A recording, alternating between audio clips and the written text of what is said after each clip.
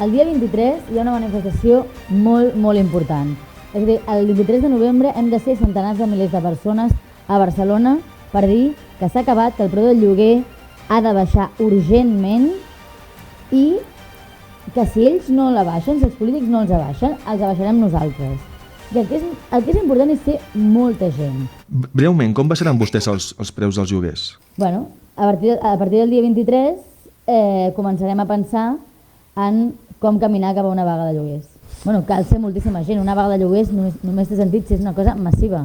Sí. Si és que la totalitat dels llogaters, o una part molt important dels llogaters, deixa de pagar el lloguer o deixa de pagar part del lloguer. I per tant, a partir del dia 23 comença un procés de caminar cap a una vaga, i això vol dir pensar exactament quin tipus de vaga es farà, aglutinar forces, organitzar-se, però evidentment una vaga només val la pena fer-la si es pot guanyar, i per tant a partir del dia 23 comencem un procés de caminar cap allà.